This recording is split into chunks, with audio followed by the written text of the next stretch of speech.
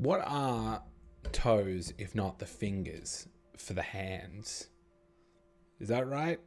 What are fingers if not toes for the hands? Toes for the feet. Doesn't matter. Fingers and toes tier list. Welcome. My name is Darcy, and I'm here to go where no man has gone before. I'm here to rank all 10 fingers and toes. Yeah, we're going to stick to one side because I know you can be left-handed or right-handed, so there's no point me being like the left index finger is better than the right index finger. That's ridiculous, or more ridiculous. Hey, you clicked on the video, all right? You did this to yourself. I'm only partially responsible, but we're in it together now. So why preface any longer when we can just get into it, really? And I've decided that we're going to start with fingers first. And we're going to start explicitly with the pinky finger. So the pinky finger is a bit of fun. I love that it's a weird little fella. I like that it gets a sort of an added benefit because it spans, like it's the furthest finger this way, you know? Like you get, it provides the wingspan, a larger range of motion in grabbing things. And that's neat. We like that. It is probably the weakest of all fingers, but also the smallness allows you to deal with certain situations. Sometimes there's an issue that only pinky can deal with, perhaps a tight space of some sort, and you need a pinky to dislodge some sort of object in a nook and or cranny. That's a job for the pinky. A pinky is a retriever. It's a precision tool, and it's a dexterous addition to the hand that adds wingspan. You know what? I was actually gonna give the pinky a C, but I think it's better than a C now. I think I appreciate pinkies more now after discussing the pinky in more detail. I think that I'm gonna give it a B. It's a solid B tier finger for me. I think that the added dexterity, the size, the wingspan, the fact that it is secured a position at the side of the hand, that is to its benefit, and it all needs to be considered, you know? So it's going to be a B tier finger for me. Next up, we've got the ring finger. And the ring finger, to me, is like, it's the fashion finger, right? You get married, it's got that traditional, historical kind of cultural relevance and impact. It's fashion, it's a statement finger. And I'm going to go ahead and say that it's only a statement finger. You never opt for this guy for anything. It doesn't have the dexterity, the small nook retrieval of the pinky finger, and it doesn't have the dexterity or the power. It's a supporting finger. It does nothing alone, and it's only ever a supporting act. It's only really involved in whole hand activities.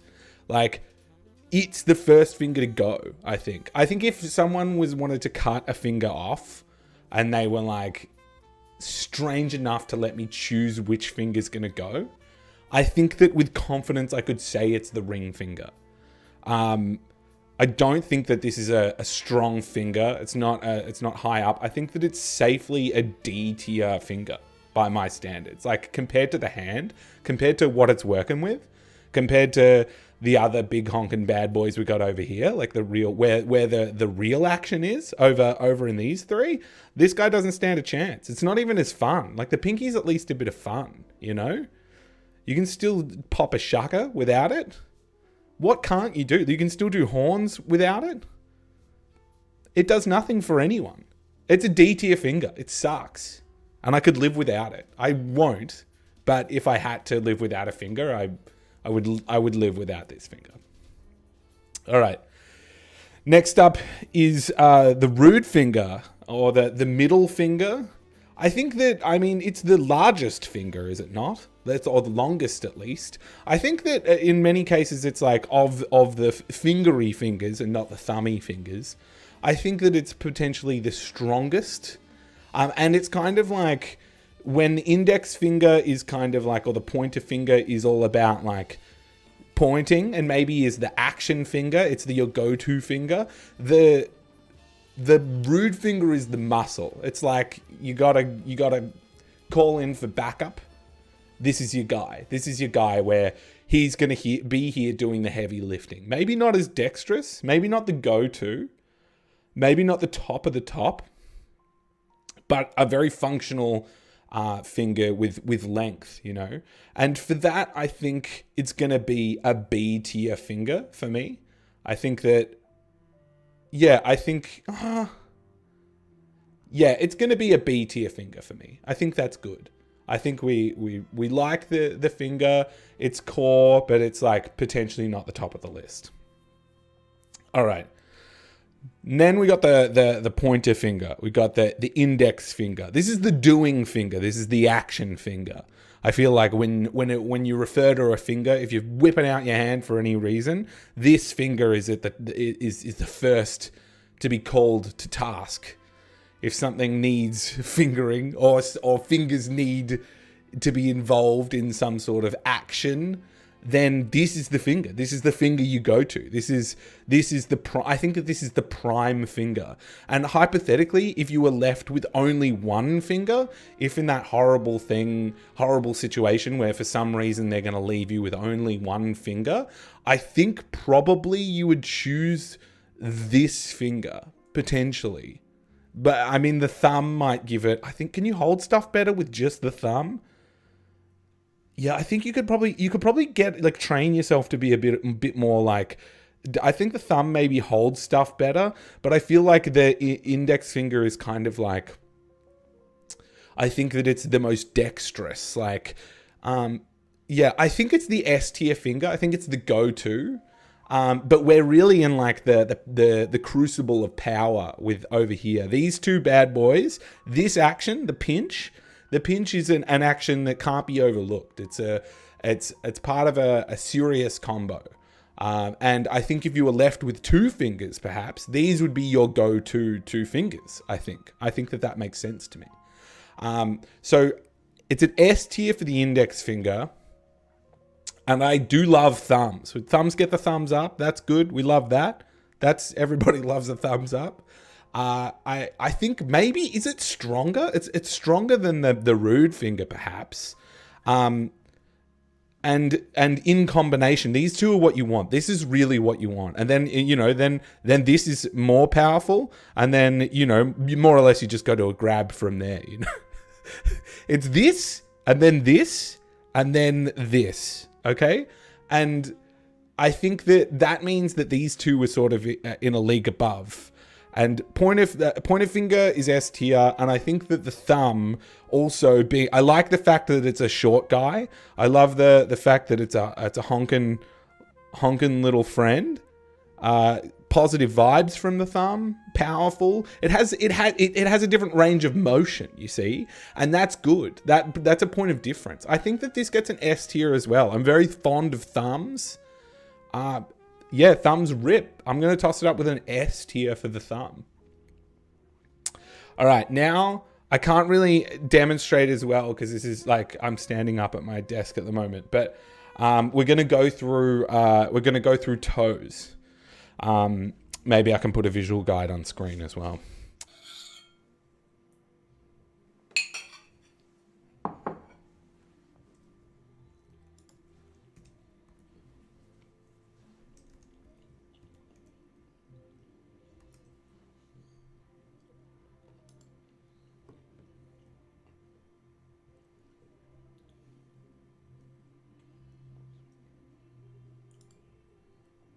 I mean, you probably know what the toes are, what toes are available.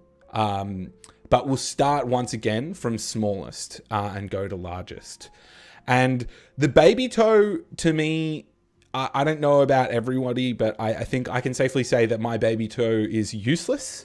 It looks like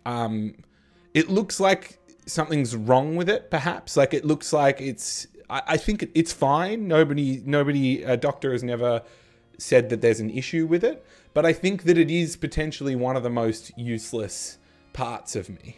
I don't think that it's adding much to the team. Like, people say that toes make you like unstable if you don't have them. Like, you don't know how much they're doing until they're gone. But I'm still confident that without the baby toe, I'd potentially be fine. I think I might be able to hold my balance all good, and that would be manageable. I don't think that the range of motion isn't important for the feet. In fact, like, getting rid of that pinky toe would probably make more pairs of shoes fit. And that's like pretty good, I think. I think that it's safely the weakest toe in every regard. I think that it is a little bit funny, and potentially that is a point for it, but I still think that it's safely a D tier toe. I think it's a D tier toe. Pinky toes suck.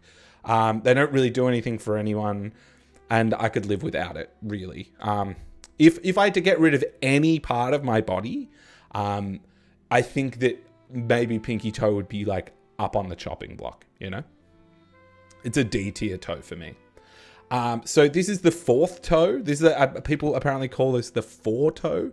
I'm talking about the toe just next to the pinky, one in from the pinky, the ring finger of the foot, if you will.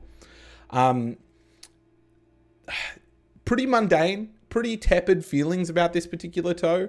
I think it's probably the toe that gets the least appreciation out of all of the toes. I think that it's kind of like the middle child, if you will, or one of the middle children.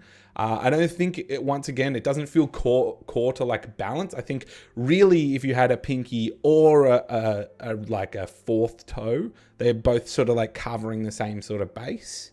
And for that reason, I think it's a slight improvement. I think it's got more strength. I think it's got like slightly better than the pinky. I think it's safely a C tier toe, barely. I think it needs to be a C tier. I'd probably give it a D tier only if you had lost both your pinky and that toe. I think you would start to clearly have balance issues, and that's like less fun.